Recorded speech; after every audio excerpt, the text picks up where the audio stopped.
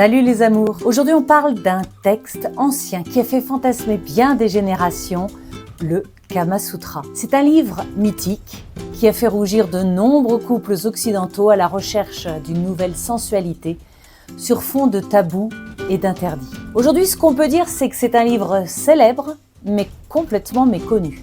Et le but de cet épisode, c'est de vous révéler 4 choses que vous ignorez probablement à propos de ce livre. Je suis Laetitia et j'ai créé cette chaîne pour parler d'amour sous toutes ses formes.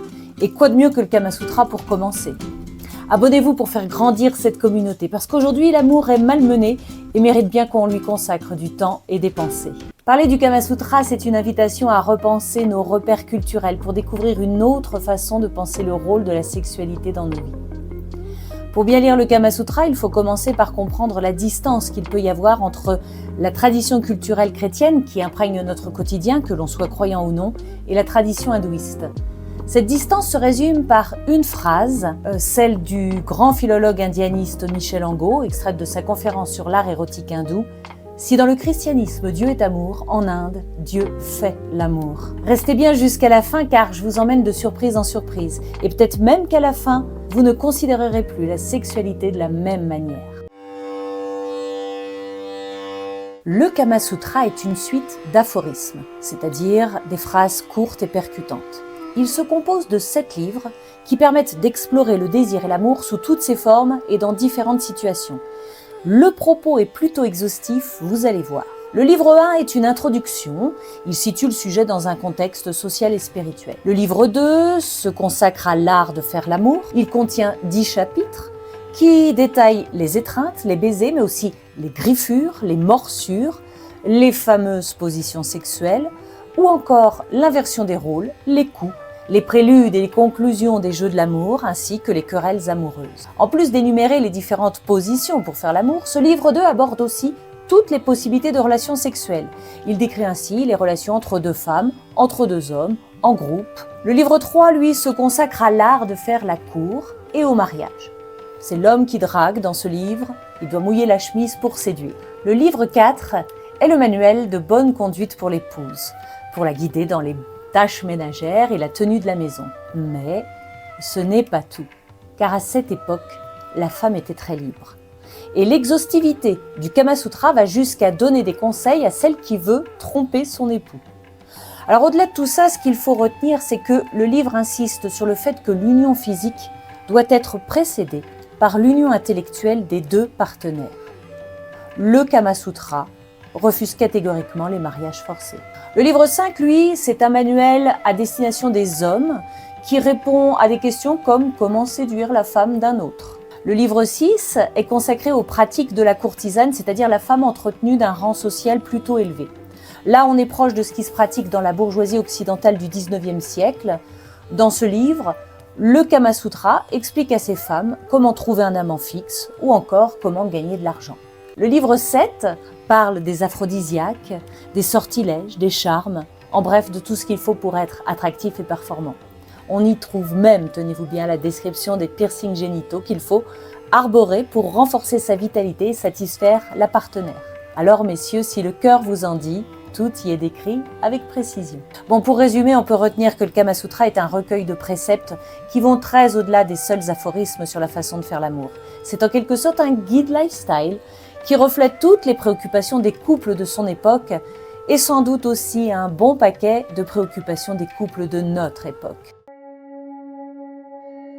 Le Kama Sutra a été écrit au IVe siècle de notre ère par un certain Vatsyayana. Dans l'épilogue, l'auteur se place dans une logique de transmission, indiquant qu'il n'a fait que compiler des textes hérités de nombreux sages du passé. De fait, le Kama Sutra est l'aboutissement d'une longue tradition orale ainsi que de documents précédemment écrits dans des langues non indiennes. Le texte de Vatsyayana, tel que nous le connaissons aujourd'hui, a été rédigé en sanskrit. C'était un brahmane, c'est-à-dire un membre de la caste dirigeante qui se consacrait à l'étude du sacré. Et le sanskrit était la langue savante et sacrée de l'époque. Un brahmane qui écrit en langue savante et non en langue vernaculaire, c'est un indice que le Kama Sutra n'était pas destiné à être lu par n'importe qui. C'était un livre réservé à une élite.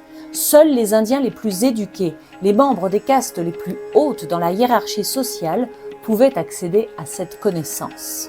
Ce n'est qu'à partir du XVIe siècle que se sont ajoutées au Kama Sutra les fameuses illustrations montrant crûment les différentes pratiques sexuelles.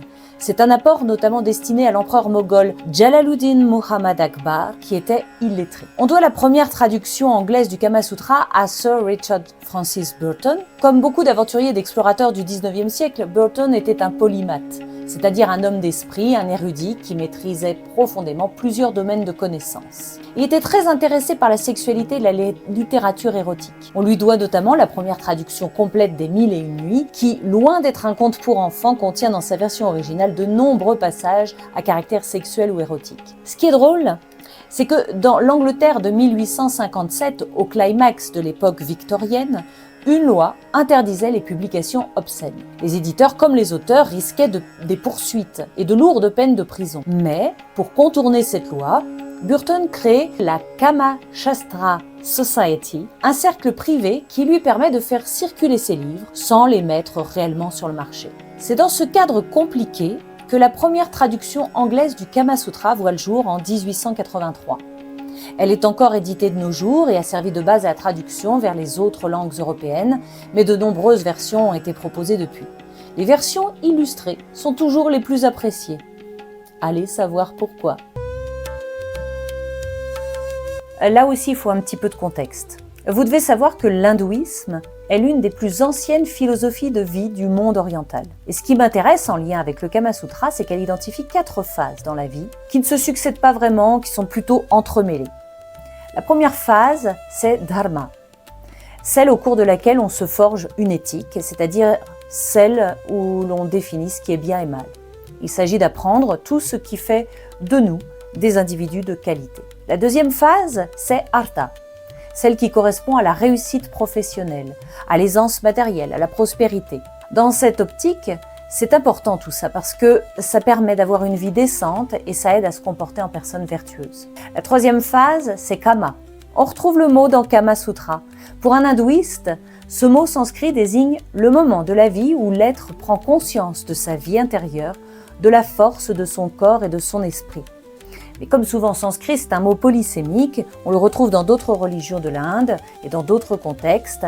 Kama, c'est aussi le plaisir, le désir ou encore l'aspiration à l'élévation.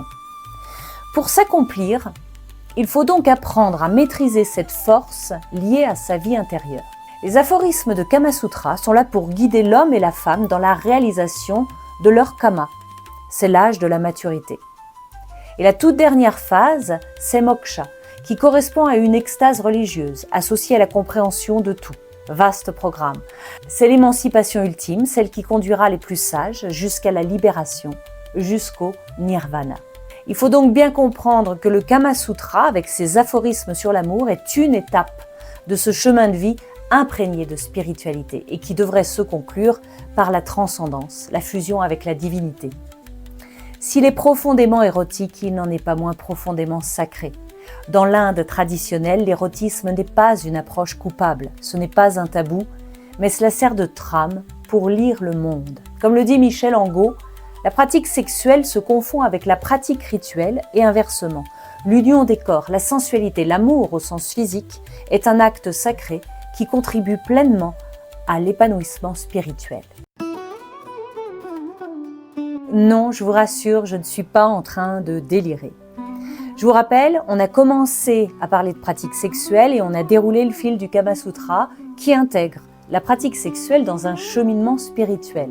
Ce qu'il faut bien retenir et comprendre, c'est que le Kama Sutra est un texte majeur de l'hindouisme, dans la période de l'histoire indienne qui correspond pour nous à la fin de l'Antiquité au début du Moyen-Âge. Il s'inscrit dans une tradition vieille de plusieurs millénaires qui repose sur l'idée qu'il existe un ordre universel, dynamique. Inéluctablement, l'élan créateur qui a vu l'univers se mettre en place finit par s'émousser. Eh bien, les hommes et les femmes doivent l'alimenter sans cesse, l'animer ou le ranimer.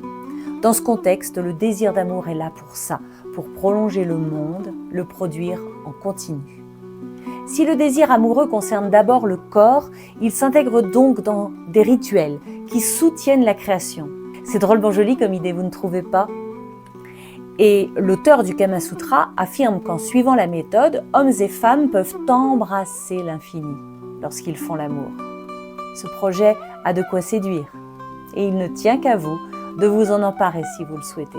Mais attention, il ne s'agit pas de se perdre dans les méandres d'un plaisir qui serait infini. Vatsyayana rappelle que le but ultime est la libération, moksha. Rappelons qu'en dehors des élèves brahmanes, le Kama Sutra était en sanskrit. Il n'était accessible qu'à un public riche, urbain, policé, éduqué. Sans doute justement pour ne pas être dévoyé par des profanes qui n'auraient pas su s'élever au-delà du plaisir physique. Alors les amours, qu'est-ce que vous pensez de tout ça? Nous voilà arrivés au bout de cette petite exploration historico-intellectuelle sur le Kama Sutra. Est-ce que vous êtes surpris par ce que vous venez d'apprendre ou pas? Vous voyez que c'est bien plus en tout cas qu'un livre pour les contorsionnistes en quête de sensations fortes.